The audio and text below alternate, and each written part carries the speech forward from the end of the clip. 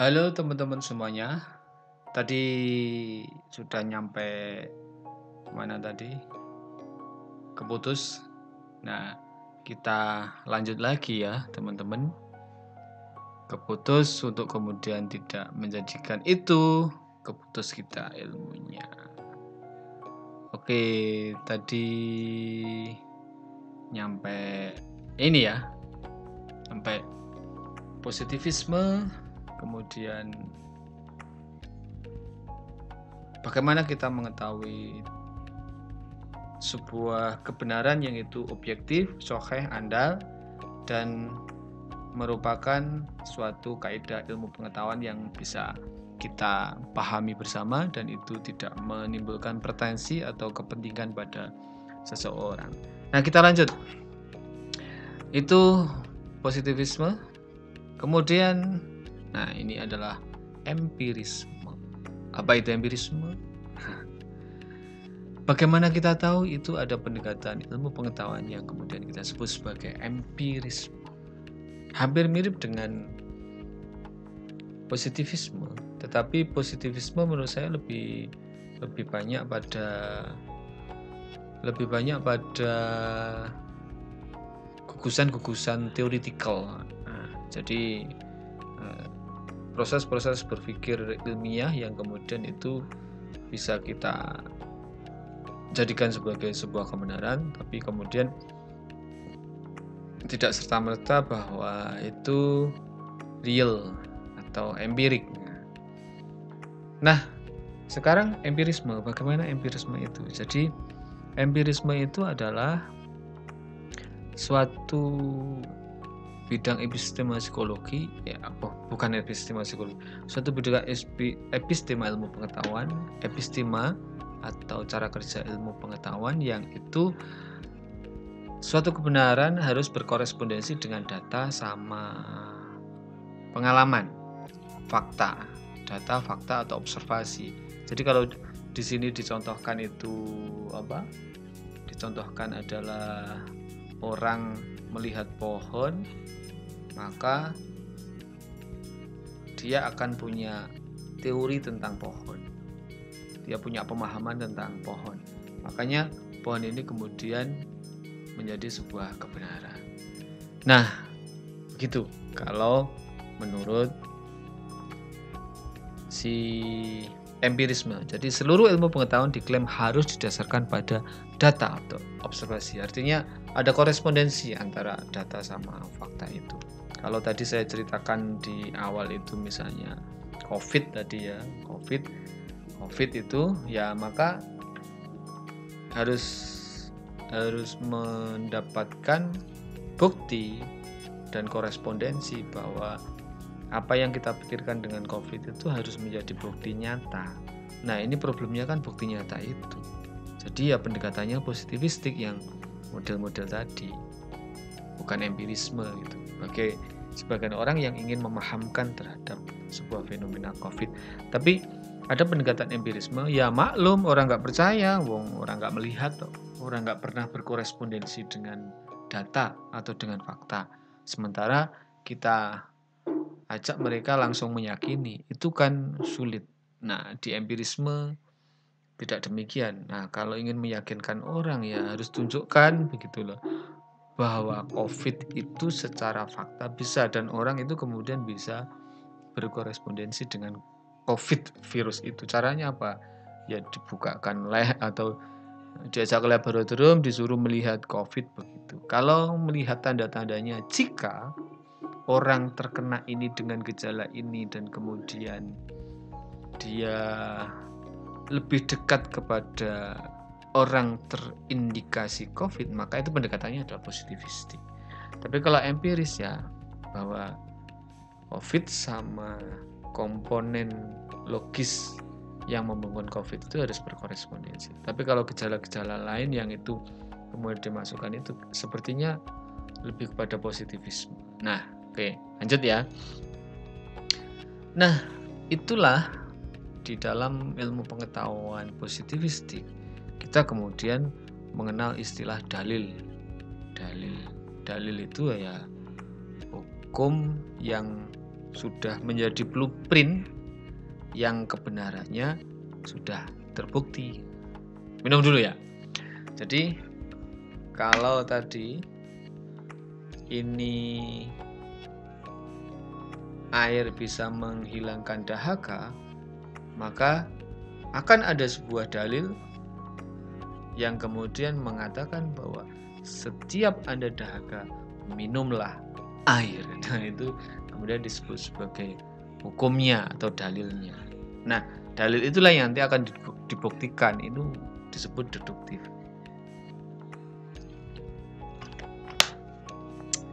Oke. Nah, disinilah kemudian kita akan menjadi paham bahwa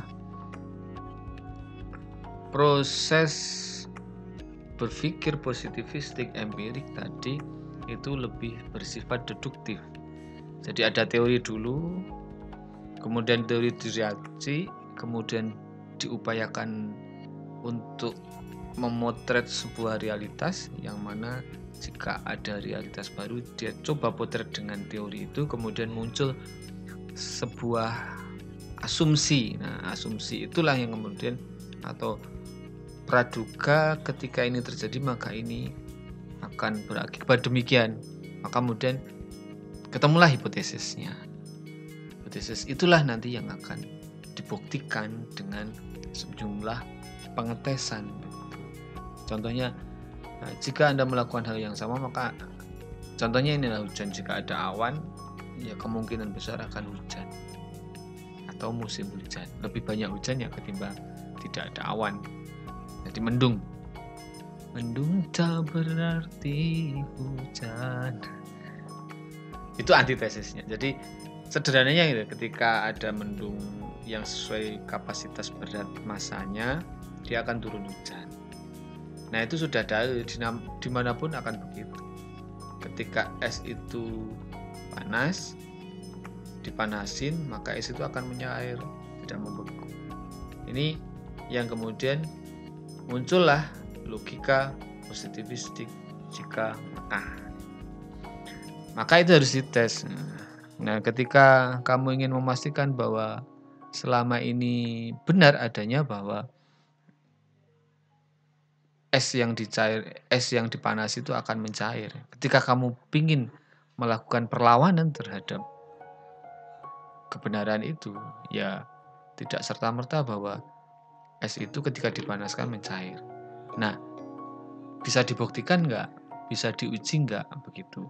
Kalau itu tidak bisa diuji, maka ya itu tidak benar. Nah, dites itu dalam rangka untuk memastikan bahwa apa yang disusun itu terbukti di dunia nyata, baik itu nanti menggunakan alat tes atau menggunakan uji-uji pembuktian yang lain.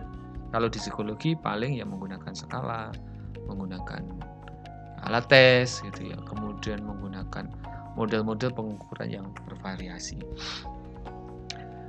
Jadi pembuktiannya mungkin bisa digunakan dengan pendekatan eksperimen atau observasi. Nah, jadi itulah yang disebut sebagai hukum deduktif gitu ya teman-teman.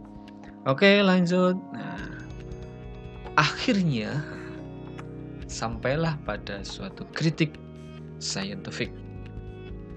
Dan ketika kritik ini, maka muncullah kemudian apa yang kita nanti akan bahas sebagai penelitian kualitatif. Banyak orang yang kemudian mencoba untuk merikik atas cara kerja penelitian kuantitatif yang bersifat positivistik, empirik seperti tadi, dengan hukum-hukumnya gitu. Nah, pertama di sebuah buku, ini bukunya Willig kalau nggak salah, kritik terhadap sains yang bekerja hari ini yang dominan menggunakan pendekatan positivistik yang kemudian melahirkan tradisi penelitian kuantitatif. Yang dikritik apa? Deduktif hipotetik itu tidak cukup menyediakan ruang bagi perkembangan teori. Memang terlalu lama. Artinya ketika ada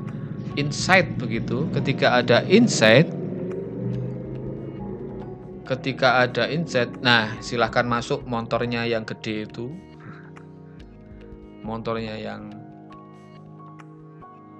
nampaknya gede, lewat. nggak bisa di sini kan. Deduktif hipotetik, kembali lagi di sini. Deduktif hipotetik tidak cukup menyediakan ruang bagi perkembangan teori. Maksudnya seperti apa? Jadi inovasinya selalu dipadati atau dipenuhi oleh kaidah-kaidah yang sudah tersusun lebih dahulu, sehingga untuk keluar dari situ itu agak sulit. Nah, akan ada perdebatannya. Contohnya begini ya, obat COVID yang di luar mainstream kimia, farmasi sama kedokteran sulit kan diterima. Padahal boleh jadi ini secara eksperimen terbukti sekian. Tapi kalau itu tidak diakui, maka tidak ada pergeseran-pergeseran ke arah yang tadi non mainstream itu. Nah, biasanya itu sudah politik ilmu pengetahuan. Itu akan sangat susah. Kepentingan bisnis, kepentingan politik, kepentingan profesional, nah nanti akan berbeda-beda. Ketika ada insight baru, padahal kita sudah kadung membangun teori yang harus diuji, maka tidak ada peluang yang lebih longgar dalam mengembangkan pengetahuan karena ada kesalahan atas hipotesis yang kita bangun. Jadi,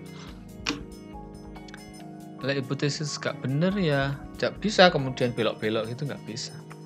Artinya ketika kita membuat ini, hanya ada dua kesimpulan, terbukti atau tidak terbukti. Selebihnya kita akan kesulitan untuk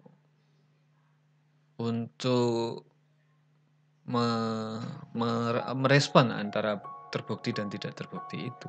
Nah, ini yang kemudian dianggap sebagai sebuah kekacauan. Ya kan, sebuah proses itu kan berkembang. Tapi kalau kemudian hipotesis kita tidak bisa berkembang karena sebuah peristiwa, maka harus diubah lagi, mencari teori dan hipotesis yang selaras dengan keinginan kita. Nah, itu kan kemudian menjadi sebuah problem.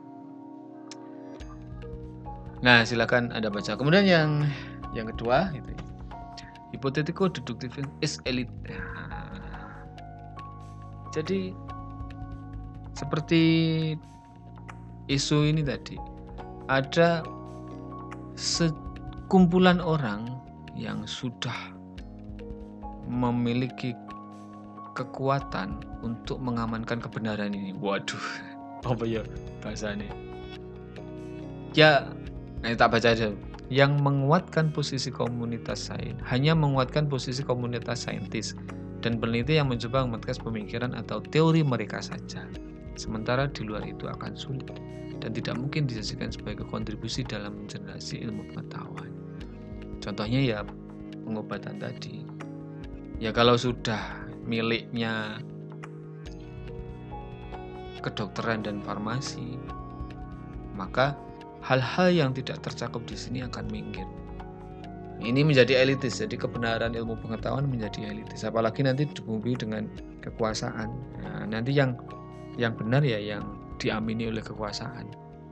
Jadi, tapi tidak serta-merta begitu. Kita buktikan bahwa sementara orang-orang yang banyak ahli di dunia positivistik adalah orang-orang yang memang sudah high class academic, sehingga itu tidak bisa di-share kemudian dibagikan kebenarannya dengan orang lain, itu nggak bisa. Nah,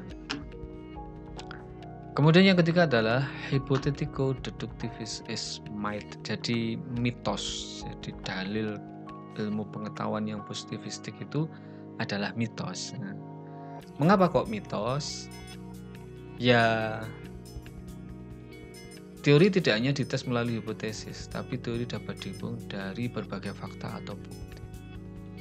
Untuk membangun ilmu pengetahuan itu ya tidak semata-mata positivistik. Jadi diuji, kemudian ini dimiliki oleh satu pemilik kebenaran yaitu peneliti atau ilmuwan.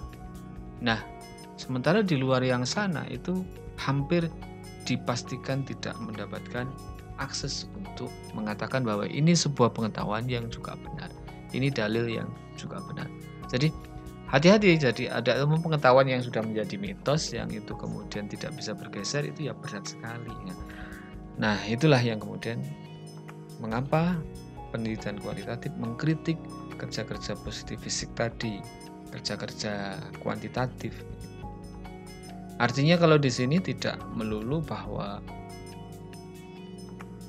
kuantitatif adalah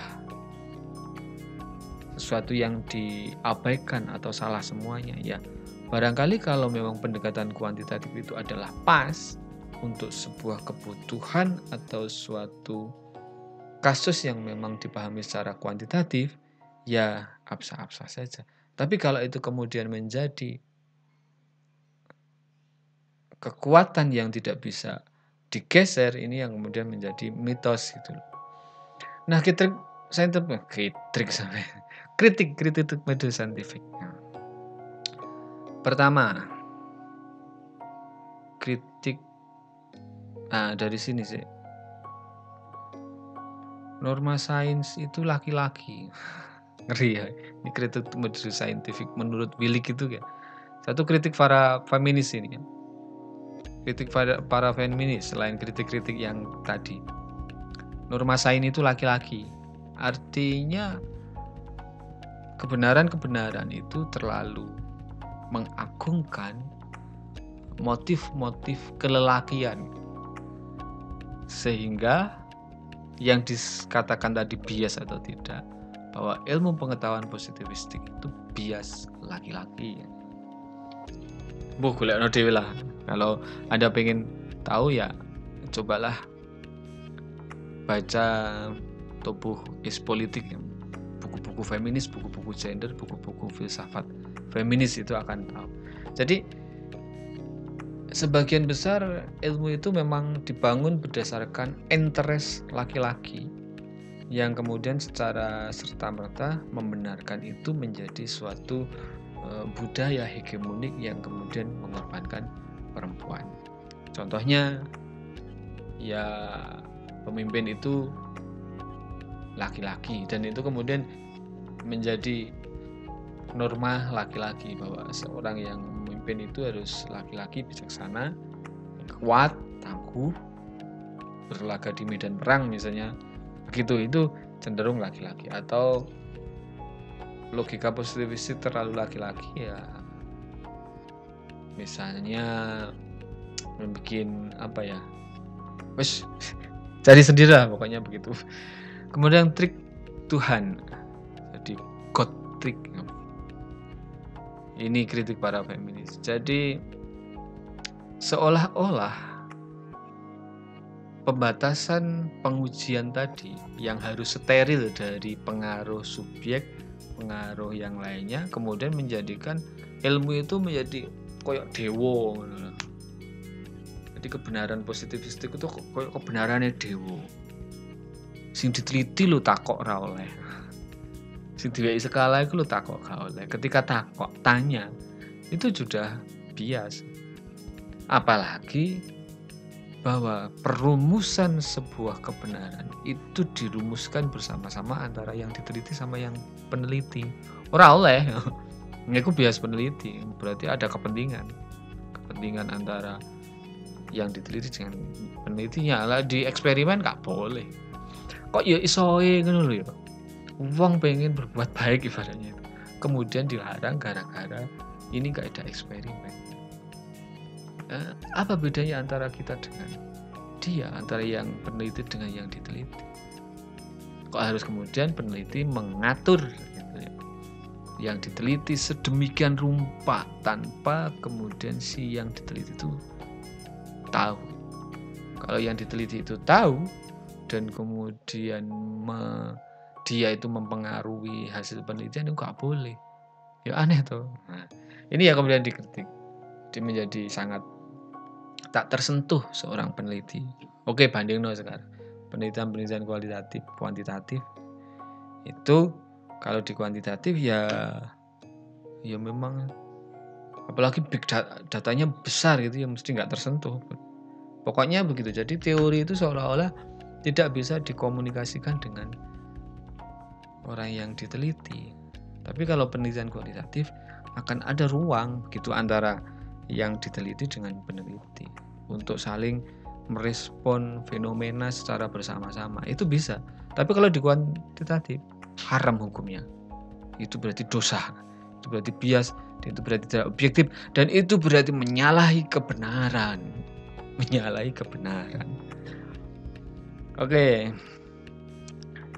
Jadi kemudian ini ada experimenter effect itu. Jadi trik Tuhan. Oke, ini jam berapa ini ya? Wis pokoknya mari ini. Nah, kemudian begini, kritik para feminis. Normal lagi ya. Experimenter effect itu jadi seperti tadi. Ketika sesuatu itu dicurigai mengendalikan hipotesisnya, ketika ini yang sini ya, yang sini.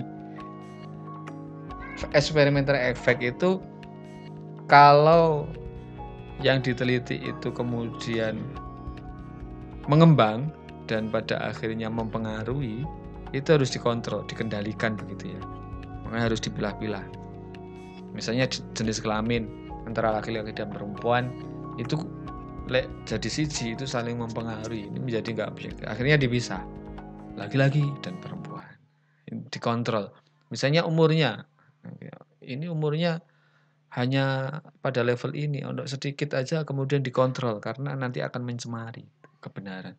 Experimenter effect. Jadi hal-hal yang baik yang sekiranya akan mempengaruhi keberhasilan penelitian justru maksudnya itu ketika ada orang lain yang memiliki potensi mempengaruhi hasil penelitian dan itu menjadi lebih baik, itu harus dikontrol. Ketika subjek membaik maka harus dikontrol. Jadi seperti tadi saya sampaikan, sudah atau belum? Begini. Apakah kamu muslim? Ya. Berarti kamu sholat? Ya mesti lah. Siapapun begitu meskipun gak sholat misalnya. Lek ditakoni apakah Anda muslim dan apakah Anda sholat? Ya mesti sholat. Maka harus dikontrol. Hal-hal yang mengakibatkan hal ini menjadi baik ya dikontrol. Nah, dikontrol dengan pertanyaan-pertanyaan atau cara kita yang memenuhi kaidah-kaidah itu. Atau misalnya banyak lagi lah, pokoknya sesuatu yang mempengaruhi hal ini menjadi lebih baik begitu ya. Lebih baik dengan serta-merta maksudnya itu. Maka itu harus dikendalikan. Bahasa peneliti sebagai bahasa penelitian tunggal. Nah ini coba dilihat. Bahasa peneliti sebagai bahasa tunggal. Contohnya, sampean oleh apa gak menyumbangkan bahasa kepada peneliti untuk membangun sebuah temuan kebenaran? Nggak bisa, karena peneliti sudah berangkat dari tadi teori tadi gambarnya manusia dan COVID itu sudah teori, jadi nggak iso. Ya sudah, bahasa peneliti adalah bahasa yang paling benar. Sementara subjek yang diteliti itu ya ngamini wae wis. Lek ngamini ini pas ya berarti itu benar. Wis tugasnya ngamini, maka yo jane lek awake dhewe diteliti kuantitatif itu sebenarnya dibayar atau apa ya untuk mengamini, dibayar atau tidak untuk mengamini bahasa peneliti. Dan ini yang kemudian dikritik ya, apa lengkap gitu. Terjadi kesenjangan, maka ada teori psikometri, ada pelajaran psikometri, ada pelajaran ini, ada konstruk teori dan penyusunan skala psikologi dan sebagainya. Begitu. Terus lanjut ya. Lanjut. Wakai kingo video ini rek. Nah sekarang konstruksi sosial. Konstruksi sosial. Jadi kebenaran itu ya dikonstruksi, atau fenomena itu bukan bahasa yang kemudian dibuat peneliti untuk kemudian dicocokkan dengan subjek penelitian. Tetapi dalam konteks social construction ini ya. Jadi orang itu memiliki background bahasa. Orang itu punya historisnya. Orang itu punya lingkungan budaya. Nah, ketika orang ini dilingkupi oleh beragam latar belakang dan situasi sosial yang berbeda, maka tidak ada sesuatu yang sama dan terduplikasi dalam banyak orang. Makanya disinilah kemudian setiap individu memiliki caranya untuk mengonstruksi dunia, untuk membangun pemahaman dunia yang itu didasari oleh ini tadi, historicalnya orang itu bagaimana, bahasa orang itu juga bagaimana, kulturnya bagaimana. Maka sebenarnya untuk membangun jembatan ini di penyusunan alat ukur psikologi atau psikometri itu ada namanya validitas itu, pengujian validitas itu untuk melihat bahasanya sama atau tidak. Tapi kan bahwa bahasa peneliti ini yang paling utama, yang menyusun, yang kemudian hanya dicarikan apakah ini kemudian selaras dengan bahasa peneliti sehingga tidak terjadi kesenjangan. Pokoknya itu ngamini sehingga terjadi kesenjangan. Itu subjeknya yang diteliti. Nah, dunia itu adalah konstruksi sosial. Nah, ini teman-teman coba cari definisi konstruksi sosial dan lain sebagainya sehingga teman-teman paham. Jadi konstruksi sosial itu setiap orang memiliki ijtihadnya, memiliki kemauannya sendiri untuk membentuk makna atas hidupnya. Sehingga setiap orang memiliki pilihan yang berbeda-beda yang itu merdeka sesuai dengan seleranya. Nah, hal itu juga dibangun karena orang individu itu culture based, ada situasi budaya. Kemudian ada historical kan, bahasanya berbeda-beda. Nah, di situ sehingga sulit untuk kemudian melakukan generalisasi secara masif. Contohnya aja. Contohnya tentang COVID ini, kan sulit banget untuk mengendalikan itu. Ini bukti bahwa ada fenomena-fenomena di luar data, di luar angka statistik itu. Termasuk tadi orang ya tidak percaya ya, karena satu bikinnya data, kebenaran biologis, dan kemudian satunya ya common sense itu bahwa sakit ini ya begini, ada hoax dan sebagainya, itu kan nggak nyambung. Nah, ini membuktikan bahwa ada perbedaan yang tidak bisa digeneralisasi. Ya caranya ya pendekatannya tergantung kepada culture, historis dan bahasa orang itu seperti apa. Itu bahasa yang kemudian turut membangun kebenaran dari suatu fenomena. Tidak kemudian itu menjadi kebenaran yang dimiliki oleh peneliti yang tadi elitis itu atau gotrik. Oke. Dari sini kemudian validitas ekologi itu sebagaimana yang dikatakan oleh para peneliti kualitatif, nggak mungkin. Nggak mungkinnya gimana? Nggak mungkinnya ya gak iso rek, digeneralisasi, dikontrol dan sebagainya itu menjadi seperti mesin. Ora iso, menurut kualitatif begitu, ndak bisa. Karena ada keragaman sosial lawan generalisasi seperti tadi, ada validitas validitas ideologis ya. Keliru kayaknya ini. Validitas ekologis. Nah, ini sorry ini harus diubah. Validitas ekologis. Jadi validitas ekologis itu adalah proses pembangunan kebenaran yang digeneralisasi memenuhi syarat validitas internal dan eksternal. Ketika itu kemudian general, seharusnya berlaku pada orang lain atau pada fenomena atau berlaku kalau di psikologi ya berlaku pada manusia yang lain gitu.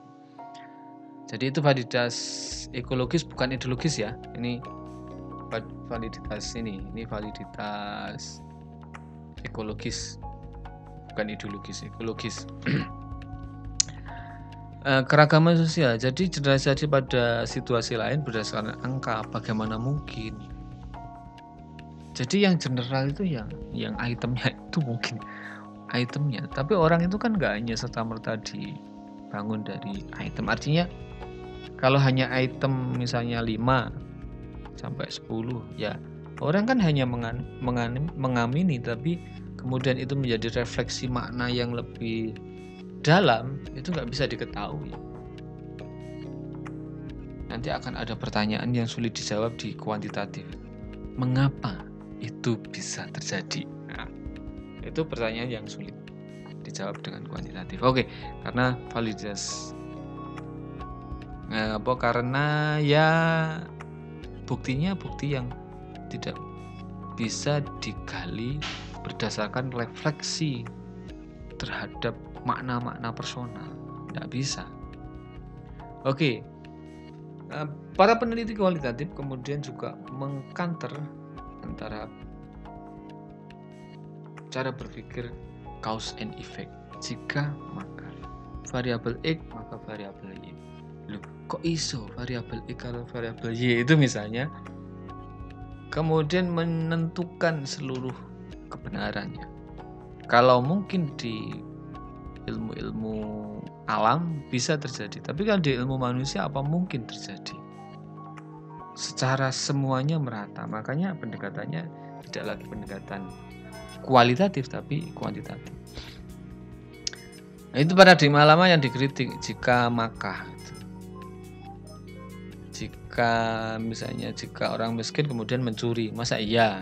Nah, pendekatan jika maka ini terlalu menyempitkan cara kerja ilmu pengetahuan. Kemudian tuntutan subjek selalu dikendalikan melalui berpikir hipotesis sehingga hak subjek tidak selalu benar. Ya sudah saya sampaikan tadi bahwa kebenaran milik peneliti selesai, kemudian subjek kalau subjek itu terpengaruh dan tahu ini tujuannya ini, koyok di apa itu, di Baim atau di TV itu kan begitu. Misalnya ada orang berbuat baik, kemudian dia nanti akan ditambahi uang 1 juta. Nah, ketika si orang yang desoting secara tersembunyi itu tahu, waduh ini kayaknya program TV itu, dia mendadak berubah lebih baik ya, karena ada tujuan itu. Nah, ini tidak boleh di dalam penelitian kualitatif. Tapi kalau di dalam penelitian kualitatif tadi kuantitatif, kalau di dalam penelitian kualitatif bagaimana? Bukan soal boleh tidaknya, bahwa kita harus memahami mengapa orang itu berubah berdasarkan kebutuhannya misalnya gitu. Maka ada makna-makna yang barangkali muncul di diri orang itu. Nah, selanjutnya adalah kritiknya adalah etik. Jadi kebenaran itu dibangun berdasarkan, atau masalah-masalah dibangun berdasarkan profesional dari para penelitinya. Tidak sensitif terhadap fenomena lokal misalnya. Bahkan sampai paling ekstrimnya mungkin nggak meneliti tanpa teori. Tapi kalau orang-orang paradigma lama cause and effect dan positivistik akan sulit menerima kebenaran itu. Jadi etik dan emik. Kalau etik itu subjek sebagai objek memperlakukan orang sebagaimana diri kita. Jadi itu etika. Jadi mereka harus sesuai, yang kita teliti atau laboratorium itu harus sesuai dengan desain atau rancangan penelitian kita. Termasuk subjek-subjek pengisi itu ya harus sesuai dengan rancangan kita gitu. Oke. Saya kira itu untuk pertemuan kali ini. Besok kita akan memasuki dunia penelitian kualitatif itu seperti apa. Tapi sekarang yang paling penting adalah apakah teman-teman kemudian mulai paham terkait dengan cara kerja ilmu pengetahuan, dan kemudian mengapa ada cara masuk penelitian kualitatif menjadi penelitian yang penting karena beberapa hal etik emik. Nah, dari sini saya jelaskan lagi emiknya nanti. Jadi emik itu adalah bagaimana peneliti itu respon atau lebih mengunggulkan fenomena atau peristiwa yang menjadi fenomena bukan di peneliti tapi di area penelitiannya apa. Jadi peneliti-peneliti antropologi jelas akan sangat emik banget gitu. Tapi penelitian-penelitian mungkin psikologi dan pendekatan-pendekatan yang lain yang itu positifis mungkin ya hypothetical, deduktif, dan itu kemudian diuji. Nah ini yang disebut etik. Sementara emik adalah landscape fenomenal yang itu dipahami sebagai pijakan penting di dalam membangun kerangka penelitian, rancangan penelitian, metode penelitian, bahkan hasil penelitiannya. Hal-hal yang lain nanti bisa kita kembangkan. Oke, sampai ketemu di sesi berikutnya. Semoga Anda bisa mengikuti ini dengan baik dan kembangkan dengan sumber-sumber di internet atau sumber-sumber terbaca yang diakui, atau ya pokoknya Anda membangun pemahaman terkait dengan tadi hal-hal yang bersifat metodologis. Sekian, terima kasih. Semoga Anda bergembira dimanapun Anda berada. Oke, Assalamualaikum warahmatullahi wabarakatuh.